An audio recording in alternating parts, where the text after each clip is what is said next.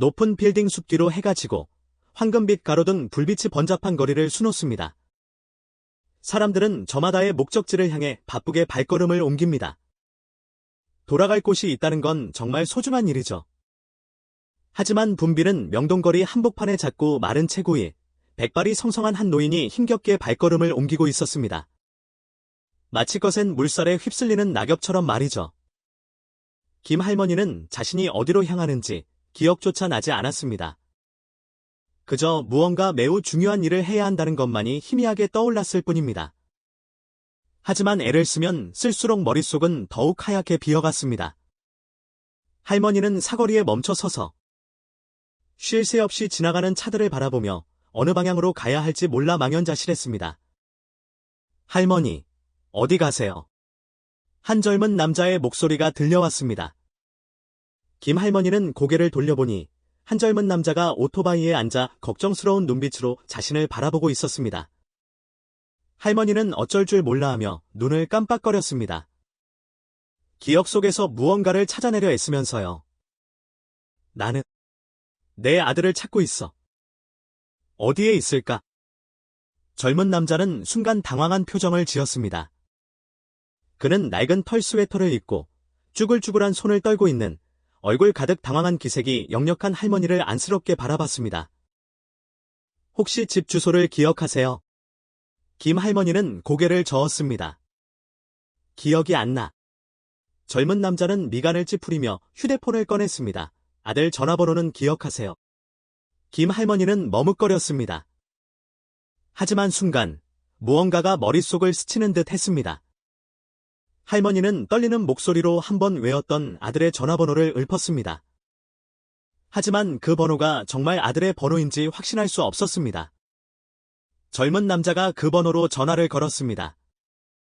전화기 너머로 다급하고 걱정스러운 남자의 목소리가 들려왔습니다. 여보세요. 누구세요? 안녕하세요. 혹시 김 씨라는 할머니를 아세요? 지금 길을 잃고 헤매고 계시는 것 같아서요. 전화기 너머로 부산스러운 소리가 들리더니 남자의 목소리가 급박하게 변했습니다. 세상에, 우리 엄마 맞아요. 지금 어디세요? 제가 바로 갈게요. 15분 후, 한 중년 남자가 허둥지둥 뛰어왔습니다. 바로 김 할머니의 아들, 민이었습니다. 어머니를 보자마자 달려와 걱정과 짜증이 뒤섞인 표정으로 말했습니다. 엄마, 왜 이렇게 함부로 돌아다니세요? 김 할머니는 아들을 멍하니 바라보더니 희미하게 웃으며 쉰 목소리로 말했습니다. 나는 손주를 데리러 가려고 했나? 아니면 장을 보러 가려고 했나? 기억이 안 나. 민은 눈을 감고 한숨을 쉬었습니다. 정말 감사합니다. 만약 당신이 없었다면 어찌해야 할지 몰랐을 거예요. 젊은 남자는 고개를 끄덕이며 공감하는 미소를 지었습니다. 그리고 김 할머니에게 작별 인사를 하고 자리를 떠났습니다. 민은 어머니에게로 몸을 돌려 참을성을 잃은 목소리로 물었습니다. 집에 가만히 계시라고 했잖아요. 왜 자꾸 돌아다니세요? 집에서 5km나 떨어진 곳까지 어떻게 오신 거예요? 김 할머니는 고개를 숙였습니다. 자신이 왜 이곳에 있는지 알 수 없었습니다. 그저 어딘가에 가야 한다는, 무언가를 해야 한다는 생각만이 남아 있을 뿐이었습니다. 하지만 곧 모든 기억이 하얗게 지워졌습니다. 미안하다, 아들아. 민은 깊은 한숨을 내쉬었습니다. 그리고 어머니의 손을 잡았습니다. 차갑고 앙상한 손이었습니다. 갑자기 가슴속 깊은 곳에서 뜨거운 감정이 솟아올랐습니다. 됐어요. 제가 집에 모셔다 드릴게요. 집에 도착하자 현관문을 열기도 전에 짜증 섞인 목소리가 부엌에서 들려왔습니다. 또 어디 갔다 오셨어요? 민의 아내, 소영의 목소리였습니다. 그녀는 싱크대 옆에 서서 지친 표정으로 말했습니다. 어머니가 길을 잃으셨대요? 다행히 친절한 분이 도와주셨어요. 민이 말하며 어머니의 가방을 의자에 내려놓았습니다. 소영은 한숨을 쉬었습니다. 제가 말씀드렸잖아요. 간병인을 구해야 한다고요? 저도 애 봐야 하고 늘 어머니 곁에 있을 수는 없잖아요. 리는 아무 말도 하지 못하고 어머니를 바라볼 뿐이었습니다. 김 할머니는 조용히 구석으로 물러나 앉아 죄송스러운 눈빛으로 고개를 숙였습니다. 김 할머니의 손녀 하나가 방에서 뛰어나와 할머니를 안았습니다. 할머니, 오늘 어디 갔다 이제 오세요? 김 할머니는 손녀를 품에 안고 부드럽게 웃으며 말했습니다. 하나 데리러 갔지. 그런데 길을 잃어버렸어. 하나가 할머니를 올려다보며 동그란 눈을 깜빡거렸습니다. 할머니는 깜빡깜빡 잘 잊어버려요. 김 할머니는 고개를 끄덕였습니다. 응, 할머니는 이제 늙어서 머리가 잘 안 돌아가.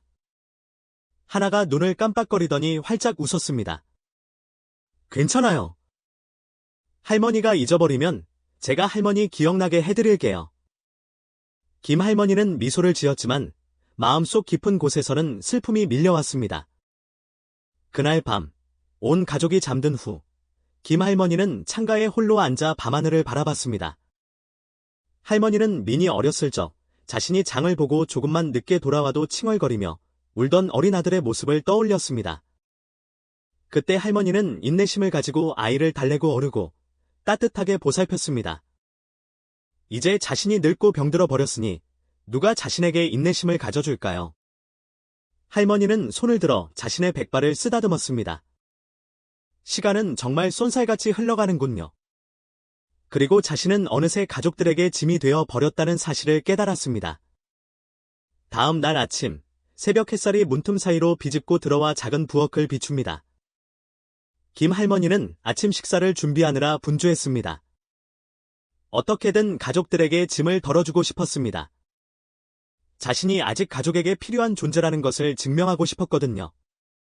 하지만 몇 분 지나지 않아 모든 것이 엉망진창이 되어 버렸습니다. 어머니! 가스레인지 끄는 거 잊으셨어요. 소영의 다급한 외침이 들려왔습니다. 그녀는 부엌으로 달려와 가스레인지를 끄고 못마땅한 눈빛으로 시어머니를 바라봤습니다. 집 태울 일 있으세요? 김 할머니는 깜짝 놀라 끓어 넘치는 냄비를 바라봤습니다. 갑불을 켰을 뿐인데 어쩌다 이렇게 빨리 끓어 넘쳤을까요? 미안하다. 깜빡했어.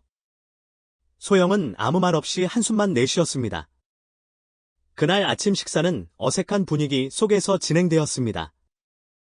하나는 식탁에 앉아 태연하게 죽을 떠먹으며 어른들의 불편한 기색을 눈치채지 못했습니다.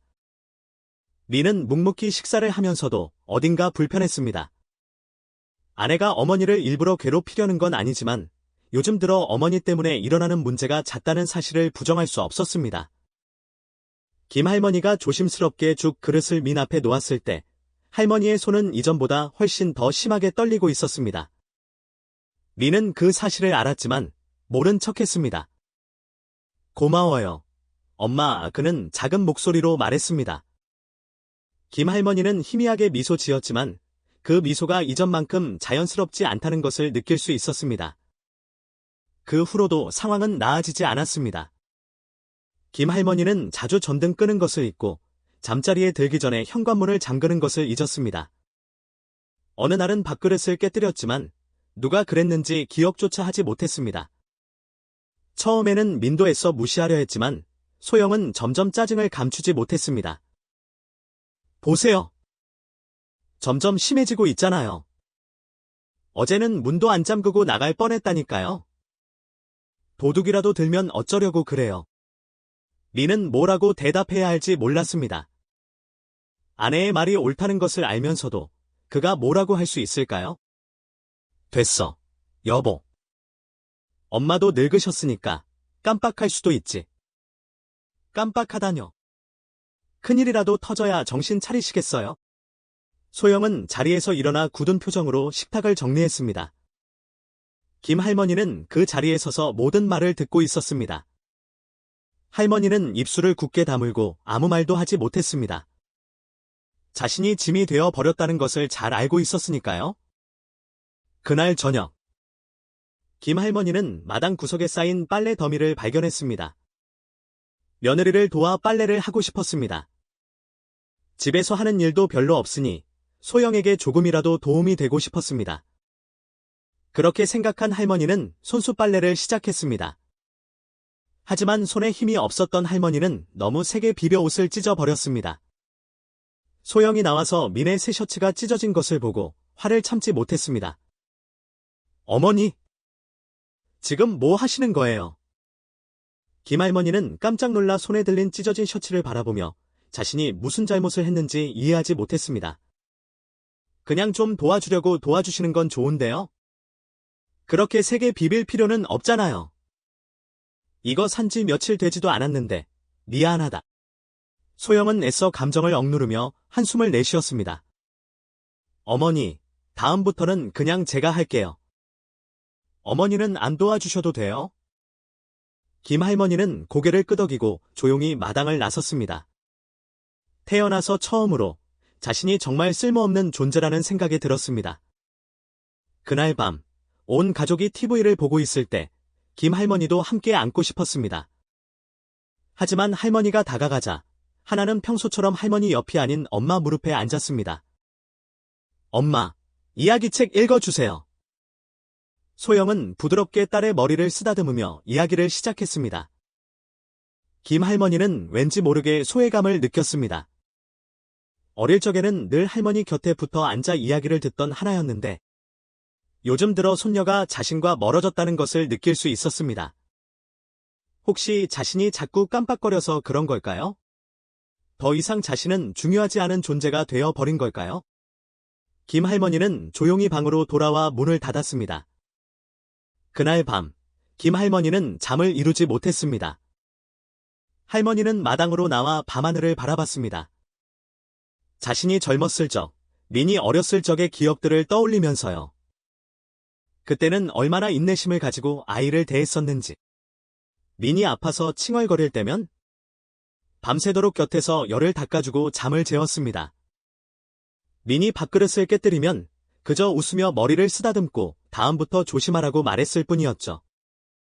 그런데 지금은 셔츠 한 장 찢었다고 며느리에게 온갖 잔소리를 들어야 하다니 자신이 마치 세상에서 가장 큰 문제를 일으킨 사람이라도 되는 것처럼 말이죠. 나이가 들면 실수할 자격조차 없어지는 걸까요? 할머니는 자신에게 물었습니다. 그리고 눈물이 하염없이 흘러내렸습니다. 그 어느 때보다 외롭다는 생각이 들었습니다. 다음 날 아침, 김할머니는 새벽부터 일어나 부엌으로 향했습니다. 왠지 모르게 잠이 오지 않았습니다. 새벽 공기가 차가웠지만 할머니는 밤새도록 뜬 눈으로 뜬 채 생각에 잠겨 있었습니다. 지난밤, 소영의 차가운 눈빛과 말투가 자꾸만 귓가에 맴돌았습니다. 더 이상 가족들에게 짐이 되고 싶지 않아. 내가 할 수 있는 일은 아무것도 없는 걸까? 할머니는 냉장고 문을 열고 손에 잡히는 채소를 꺼내 다듬기 시작했습니다. 칼질은 서툴렀지만 정성스럽게 채소를 다듬는 할머니의 얼굴에는 희미한 미소가 떠올랐습니다. 이거라도 해야 마음이 편해지지. 그때 소영이 부엌으로 들어왔습니다. 어머니, 웬일이세요? 새벽부터 아침 준비 좀 하려고. 소영은 말없이 냉장고에서 우유를 꺼내 마셨습니다. 어색한 침묵이 흘렀습니다. 하나 깨면 같이 밥 먹어요. 김할머니가 어렵게 말을 건넸습니다. 네. 소영은 짧게 대답하고 부엌을 나갔습니다. 김할머니는 다시 채소를 다듬기 시작했습니다. 하지만 마음은 여전히 무거웠습니다. 과연 내가 이 집에서 다시 예전처럼 편안하게 지낼 수 있을까? 아침 식사 시간, 식탁에는 어색한 침묵만이 감돌았습니다. 민은 출근 준비로 바빴고 소영은 휴대폰만 들여다보고 있었습니다. 맛있게 드세요. 김할머니는 겨우 입을 뗐다. 민은 고개도 들지 않은 채 내라고 짧게 대답했다.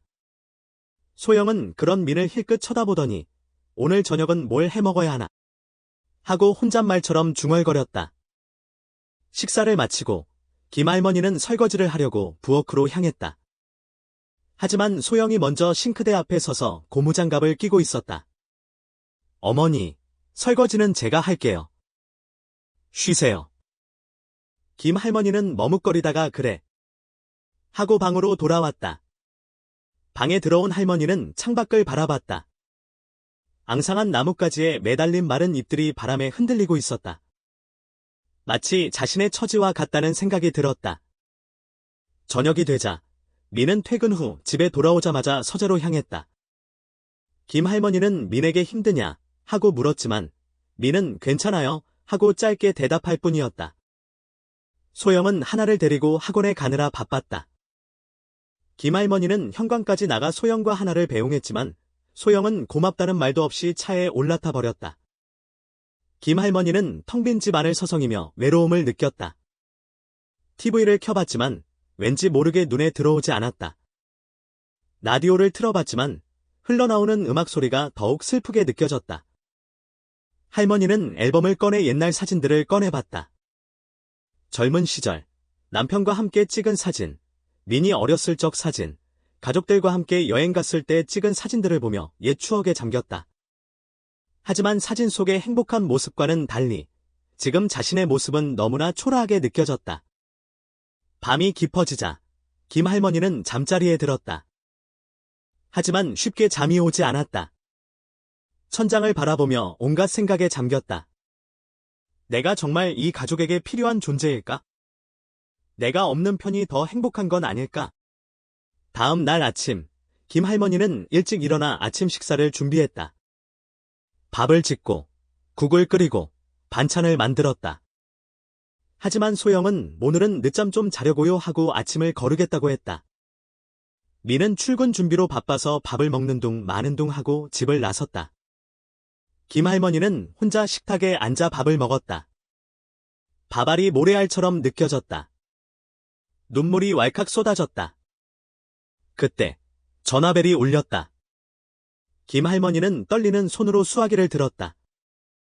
여보세요. 어머니, 저 민이에요.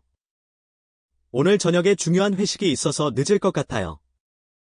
그래, 알았다. 죄송해요, 엄마. 다음에는 꼭 같이 저녁 먹어요. 민은 전화를 끊었다. 김 할머니는 수화기를 내려놓고 흐느껴 울었다. 그날 밤, 김 할머니는 아무도 없는 텅 빈 집에서 홀로 밤을 지새웠다. 며칠 후, 김 할머니는 시장에 다녀오는 길에 길을 잃었다. 아무리 걸어도 집으로 가는 길을 찾을 수 없었다. 할머니는 울면서 거리를 헤매다 지쳐 쓰러졌다. 다행히 지나가던 한 젊은 여자가 할머니를 발견하고 병원으로 옮겼다. 병원에서 깨어난 김 할머니는 멍하니 천장만 바라봤다. 다시는 가족들에게 돌아갈 수 없을지도 모른다는 생각에 가슴이 미어졌다. 그때 병실 문이 열리고 민과 소영이 뛰어 들어왔다. 엄마! 어머니! 민은 김 할머니를 끌어안고 울었다. 소영은 김 할머니의 손을 잡고 눈물을 훔쳤다. 엄마, 죄송해요. 저희가 너무 무심했어요. 앞으로는 절대 엄마 혼자 두지 않을게요. 민이 흐느끼며 말했다. 소영도 눈물을 글썽이며 어머니, 정말 죄송해요. 제가 너무 모질게 굴었어요. 이제부터는 어머니께 잘할게요 하고 말했다. 김 할머니는 민과 소영을 번갈아 바라보며 미소를 지었다. 할머니는 비로소 깨달았다. 자신은 결코 혼자가 아니라는 것을. 자신을 사랑하는 가족들이 곁에 있다는 것을. 그 후로 민과 소영은 김 할머니에게 더욱 잘했다. 민은 매일 아침 일찍 일어나 할머니와 함께 산책을 하고 소영은 정성껏 할머니의 식사를 챙겼다. 하나는 할머니에게 끊임없이 제잘거리고 할머니를 웃게 만들었다. 김 할머니는 다시 가족들의 사랑을 받으며 행복하게 지냈다. 하지만 할머니는 여전히 불안했다. 언제 이 행복이 깨질지 모른다는 생각에 늘 가슴 한구석이 텅 비어 있는 것 같았다. 그러던 어느 날, 민이 김 할머니에게 조심스럽게 말을 꺼냈다. 엄마, 드릴 말씀이 있어요. 김 할머니는 불안한 마음으로 민을 바라봤다. 회사에서 해외 발령이 났어요. 김 할머니는 충격을 받은 듯 말을 잇지 못했다. 어디로 가는데 할머니가 겨우 입을 뗐다. 미국이요. 3년 정도 있어야 할 것 같아요. 김 할머니의 눈에서 눈물이 뚝뚝 떨어졌다. 엄마, 죄송해요. 하지만 어쩔 수가 없었어요. 회사에서 꼭 가라고 해서. 김 할머니는 흐느껴 울었다. 다시 혼자가 될지도 모른다는 두려움에 휩싸였다. 그때 소영이 김 할머니의 손을 잡았다. 어머니, 너무 걱정 마세요. 저희도 어머니 모시고 같이 갈 거예요. 김 할머니는 깜짝 놀라 소영을 바라봤다. 정말이니? 할머니가 떨리는 목소리로 물었다. 네, 어머니. 저희는 어머니 없이는 살 수 없어요. 김 할머니는 감격에 겨워 눈물을 흘렸다. 할머니는 비로소 모든 불안감을 떨쳐버릴 수 있었다. 가족들은 진정으로 자신을 사랑하고 있다는 것을 깨달았기 때문이다. 몇 달 후, 김 할머니는 민과 소영, 하나와 함께 미국으로 떠났다. 낯선 땅이었지만 가족들이 곁에 있었기에 두렵지 않았다. 김 할머니는 새로운 삶을 시작하며 행복을 느꼈다. 시간이 흘러 하나는 어엿한 숙녀로 성장했고 민과 소영은 더욱 굳건한 사랑을 이어갔다. 김 할머니는 손주들의 재롱을 보며 여생을 행복하게 보냈다. 어느덧 김 할머니는 백발이 성성한 노인이 되었다. 하지만 할머니의 눈빛은 여전히 따뜻하고 미소는 여전히 아름다웠다. 할머니는 삶의 마지막 순간까지 가족들의 사랑 속에서 평안하게 눈을 감았다. 김 할머니의 장례식 날, 미는 어머니의 영정사진을 바라보며 눈물을 흘렸다. 미는 어머니에게 다하지 못했던 효도를 후회하며 가슴 아파했다. 소영은 민의 곁에서 위로하며 함께 눈물을 흘렸다. 하나는 할머니의 영정사진을 끌어안고 할머니, 사랑해요 하고 속삭였다. 김 할머니의 가족들은 할머니의 사랑과 가르침을 가슴에 새기고 앞으로도 서로를 아끼고 사랑하며 행복하게 살아갈 것을 다짐했다. 오랜 시간이 흘러도 김 할머니의 따뜻한 미소와 사랑은 영원히 가족들의 마음속에 남아 있을 것이다.